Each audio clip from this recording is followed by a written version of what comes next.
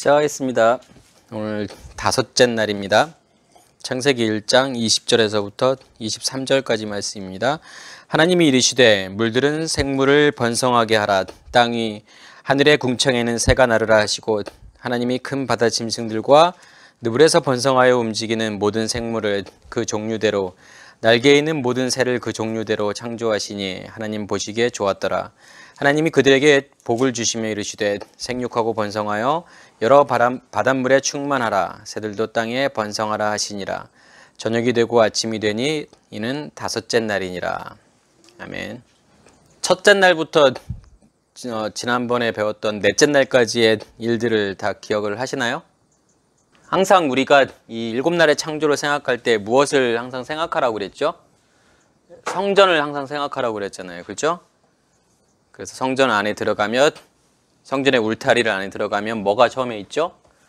번제단이 있고, 번제단을 지나면 물두멍이 있고, 그 다음에 성소가 있고 지성소가 있죠. 이 구조를 잘 생각을 하셔야 돼요. 그러니까 우리는 뭐라고 생각하죠? 우리가 하나님의 성전이라고 생각하잖아요.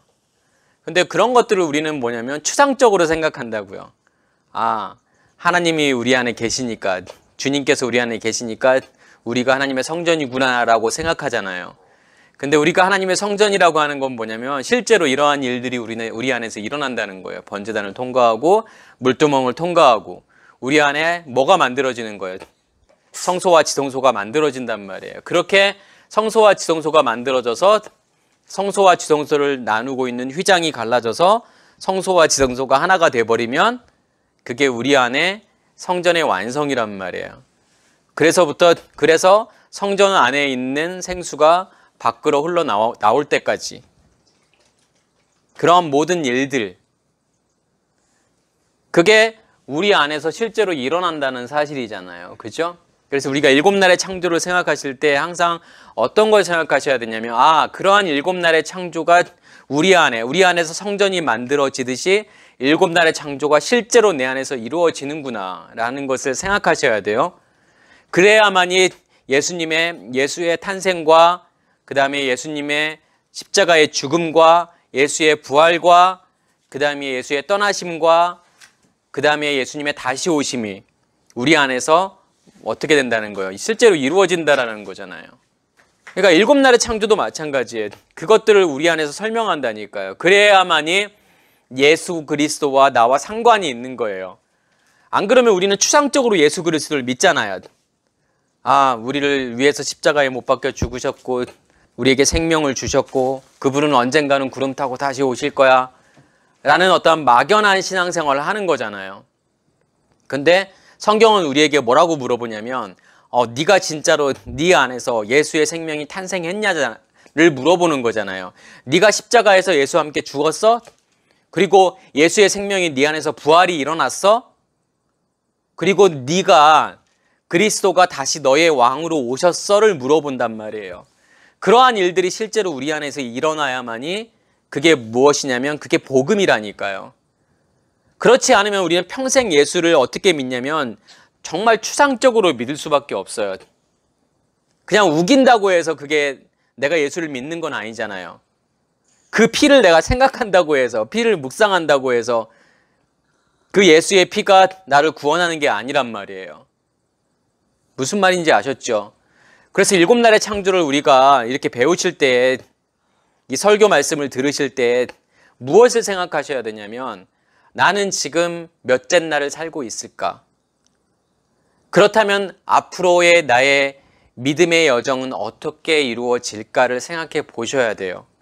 그리고 내가 어떠한 길을 지금까지 왔는지를 보셔야 된다니까요. 자, 첫째 날부터 셋째 날은 결국은 뭘 만든다는 걸까요? 우리 안에요. 우리 안에 속사람을 만드는 거예요, 이게요.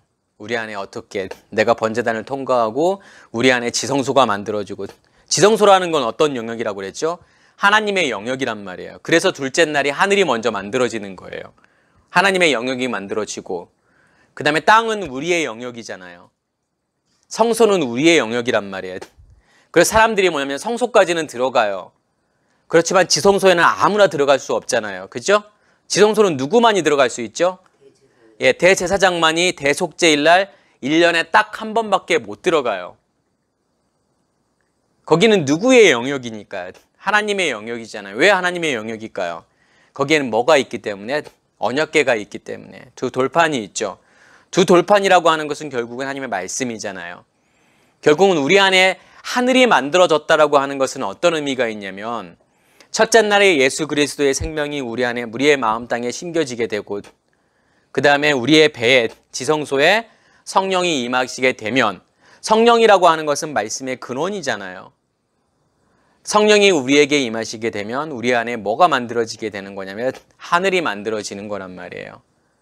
그리고 셋째 날 씨 가진 열매 맺는 나무의 열매, 그게 셋째 날의 포인트란 말이에요. 결국은 그 결과물들은 누가 만드는 걸까요? 하늘이 만들어졌기 때문에 하나님의 영역이 우리의 마음 땅으로 뚫고 들어오는 것을 설명하는 거죠. 그게 첫째 날, 둘째 날, 셋째 날의 이야기들이죠. 그래서 넷째 날이라고 하는 것은 뭐냐면 그렇게 성소와 지성소가 만들어져서 그 휘장이 갈라지는 거예요. 그래서 말씀이 안에 있던 말씀이 밖으로 나오게 되는 것. 그래서 우리가 7날에 창조하고 7절기하고 계속 연결을 제가 지금 시키고 있잖아요. 그렇죠? 그래서 넷째 날의 일들은 결국은 네 번째 절기가 뭐예요? 77절, 맥추절, 오순절이잖아요. 오순절이란 말이에요. 오순절의 핵심은 뭐라고요? 오순절의 핵심은 뭐다? 방언이라고 그랬잖아요. 오순절의 핵심은 방언이에요. 왜요? 안에 있던 말씀이 밖으로 나오는 거기 때문에 그걸 성경은 뭐라고 하냐면 방언이라고 이야기하죠. 그런데 못 알아듣는 말이란 말이에요.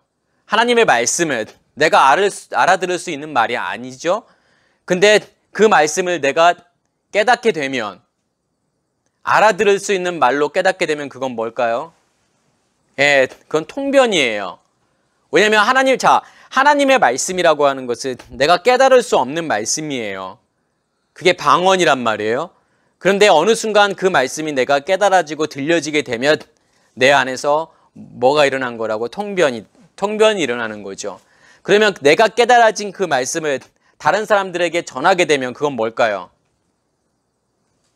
그것을 성경은 예언이라고 하는 거예요. 그래서 바울도 뭘 강조하죠? 방언보다는 통변, 통변보다는 예언. 그죠? 예언하기를 원한단 말이에요. 왜요? 결국은 마지막 단계가 예언이니까요. 오순절에 방언이 일어나게 되고 통변이 일어나게 되고 사람들이 알아듣게 되잖아요. 그죠? 그 다음에 베드로가 설교를 한단 말이에요. 사람들이 알아들을 수 있는 말로 설교를 하게 되죠.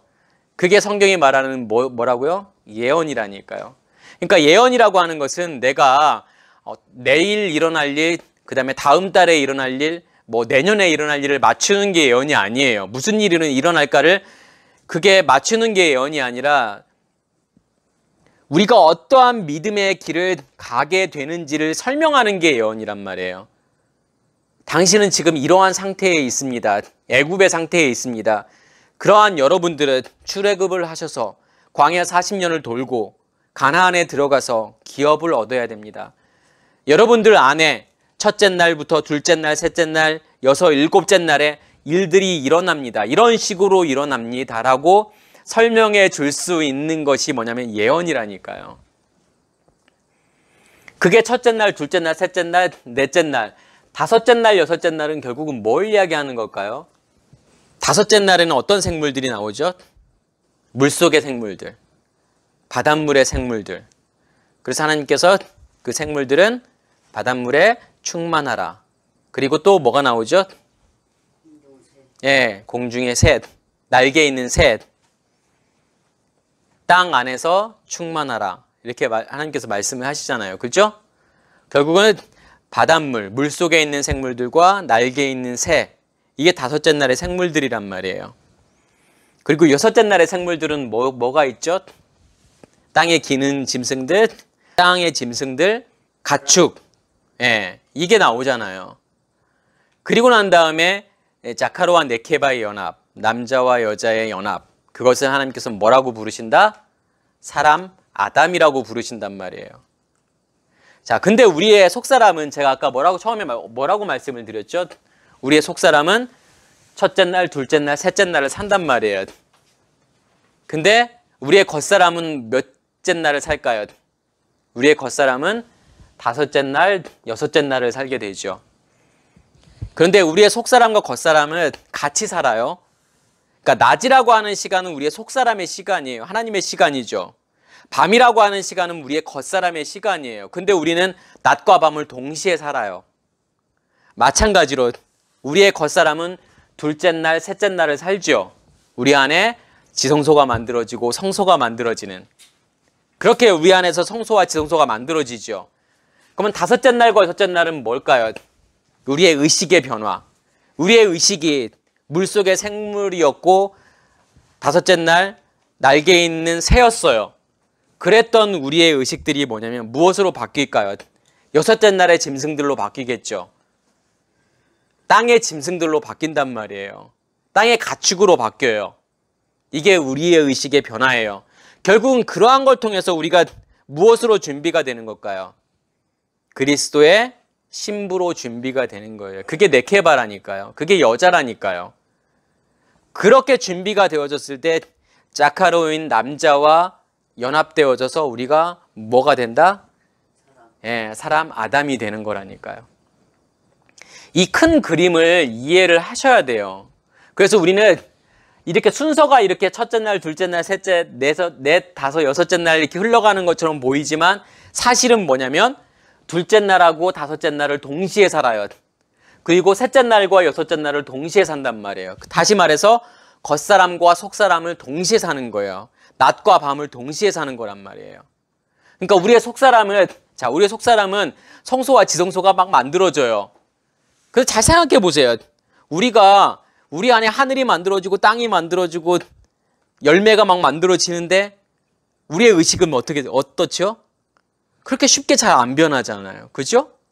정말 하나님의 말씀이 다 깨달아지고 우리가 보여지는 것에서 멀어지게 되고 그렇게 되어야 되잖아요. 하나님의 의식으로 내가 바뀌어야 되는 건데 우리의 속사람은 막 그렇게 하늘도 만들어지고 땅도 만들어지는데 우리의 겉사람은 여전히 바다의 생물로 살고 날개 있는 새로 살고 또 땅의 짐승으로 산단 말이에요. 그러니까 둘째 날과 다섯째 날을 동시에 살고 셋째 날과 여섯째 날을 동시에 산단 말이에요. 이러한 부분들을 우리가 이해하셔야 되고 이렇게 우리가 둘째 날, 다섯째 날, 셋째 날과 여섯째 날을 동시에 삶으로 결국은 넷째 날이 되어서 다섯째 날과 여섯째 날의 그러한 생물들을, 짐승들을 우리가 어떻게 하냐면 그들을 먹이고 입히고 이끌어가는 역할을 한단 말이에요. 그들을 다스린단 말이에요. 그죠? 하나님께서 아담을 만드시고 남자와 여자의 연합인 아담, 사람을 만드시고 다스리라고 했단 말이에요. 정복하고 다스리라. 어떤 생물들을? 다섯째 날, 여섯째 날의 생물들을. 그들을 뭐냐면 이끌어가는 거란 말이에요. 그러니까 두 가지를 동시에 생각하셔야 돼요.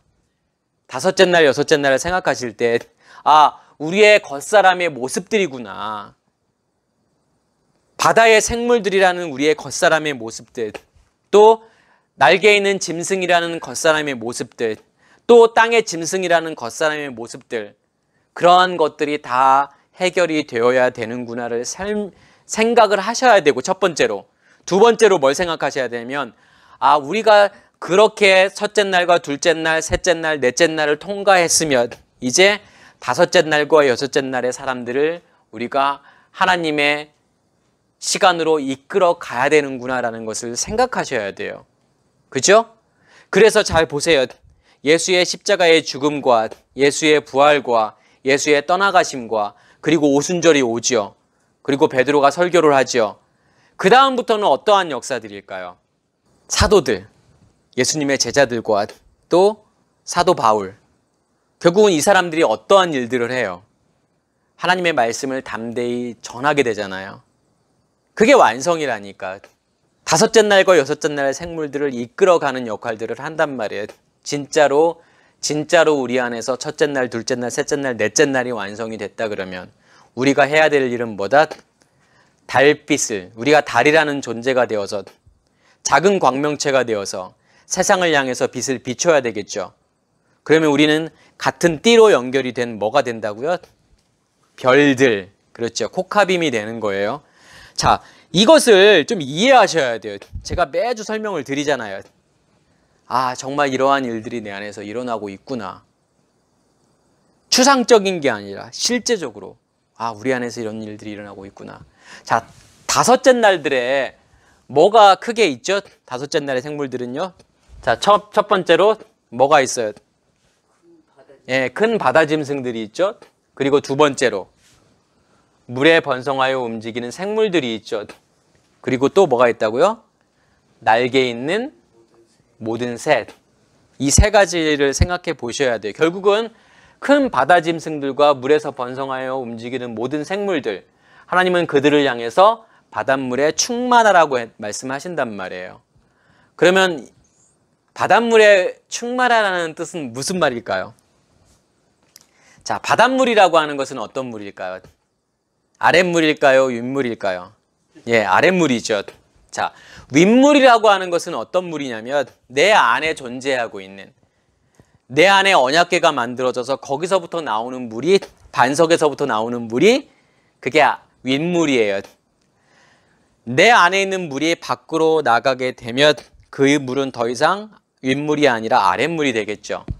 그러니까 우리가 처음에 믿음 생활을 시작할 때 밖에서 하나님의 말씀을 듣게 되잖아요. 진리의 말씀을 듣게 되죠.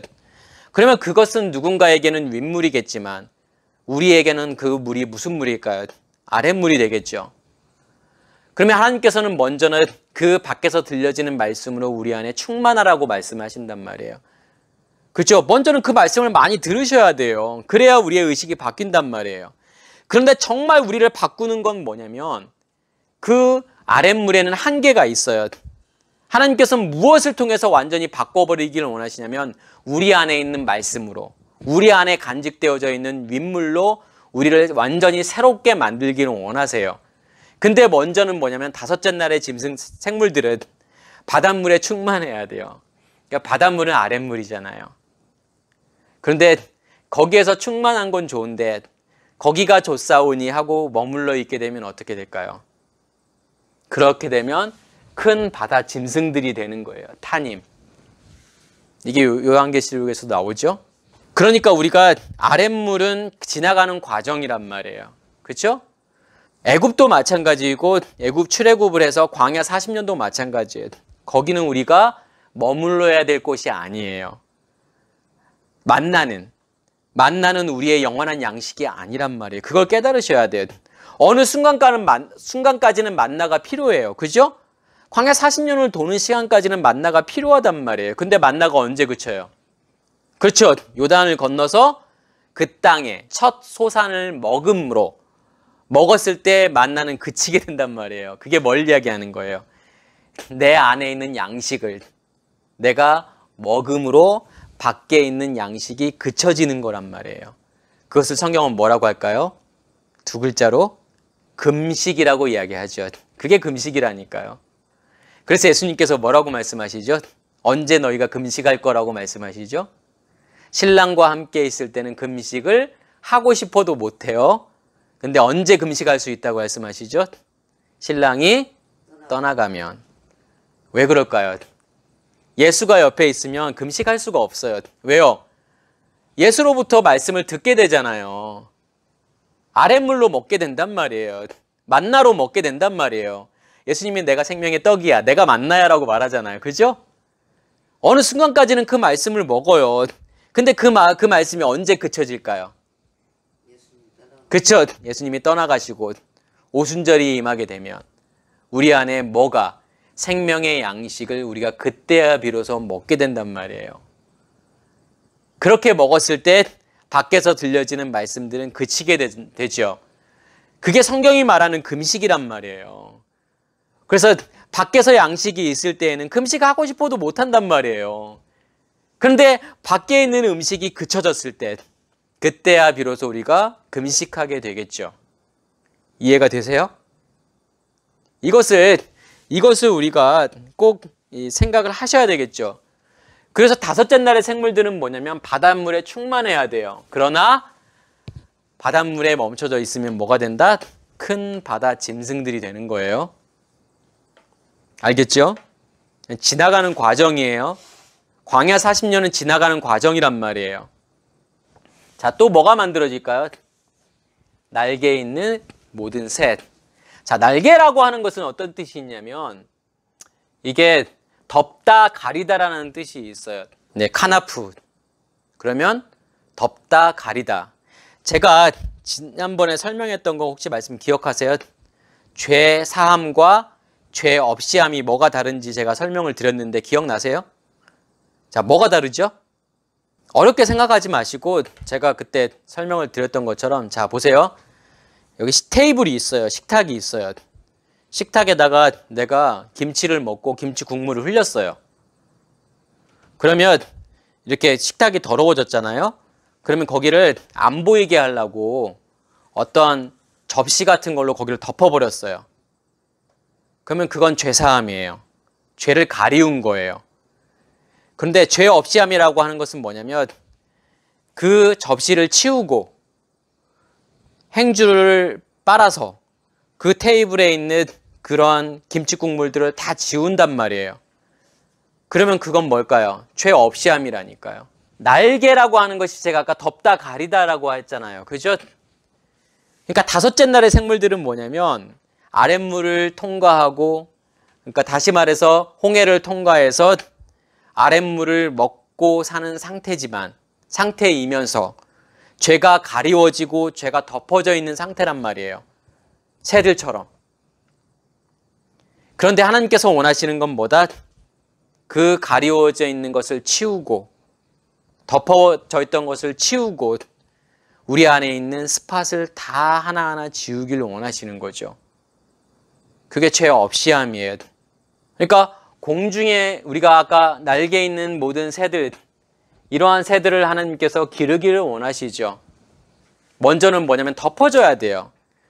예수의 십자가의 죽음을 통해서 우리의 죄가 덮어지고 우리의 죄가 가리워져야 되겠죠. 그게 뭐냐면 다섯째 날의 생물들이란 말이에요. 그러니까 다섯째 날의 생물은 쉽게 어떻게 이해하시면 되냐면 홍해를 건넌 상태. 홍해를 건넌 상태가 뭐냐면 결국은 번제단을 통과한 거잖아요. 그 상태가 우리가 죄가 가리워진 거고 또 우리가 아랫물, 다시 말해서 밖에 있는 말씀을 먹는 상태. 그 상태가 다섯째 날의 생물이고 여섯째 날의 생물은 뭐가 다를까요? 거기서 나와서 우리가 뭘 맛보기 시작하는 거예요. 윗물을 맛보기 시작하면 그 말씀에 우리가 엎드려지고 순종되기 시작하면 땅의 짐승들이고 가축이 되는 거예요. 그러한 차이점들이 있죠. 그런 걸 통해서 우리가 우리 안에 뭐가 준비가 되는 거라고요? 내가 무엇으로 준비가 된다? 그리스도의 신부로 준비가 된다. 이것을 꼭 기억하시고, 자, 다섯째 날과 팔복에서 어떠한 복하고 연결이 될까요? 이게요. 마음이 청결한 자는 복이 있나니 저희가 하나님을 볼 것이요. 어떻게 해야 마음이 청결해지고 하나님을 본다라고 하는 것은 무엇일까요? 하나님은 우리가 눈으로 볼 수 있을까요? 자, 어떻게 해야 마음이 청결해질까요? 우리가 마음이 청결해지길 원하잖아요. 깨끗해지길 원하잖아요. 근데 어떻게 해야 마음이 청결해질까요? 그러니까 그런 추상적인 표현들. 아니, 예수님의 피로 어떻게 깨끗해져요? 피 생각하고 있으면 돼요? 피 막 묵상하고 있으면 깨끗해져요? 그러니까 지금까지 우리의 신앙생활이 너무 추상적인 거예요. 예수의 피가 우리를 정결하게 한다고 하니까 어떻게 예수의 피가 우리를 정결하게 할까? 피를 뿌리라고 하니까 어떻게 피를 뿌려요? 말씀이란 말이에요, 그게요. 제가 그랬잖아요. 다섯째 날과 여섯째 날의 사역은 우리 안에 있는 말씀을 주는 거라니까요. 그러니까 베드로를 생각하세요. 베드로와 다른 제자들, 사도 바울을 생각하시면 돼요.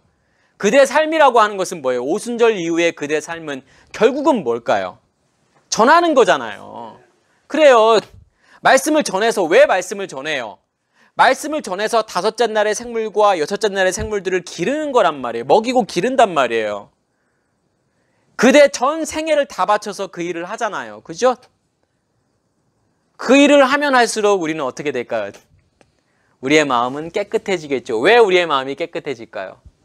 뭐가 우리 안에서 계속 나올 거기 때문에 말씀을 주면 줄수록 우리 안에서 말씀이 계속 나올 거 아니에요. 그래서 제가 우물을 생각하시라고 그랬죠.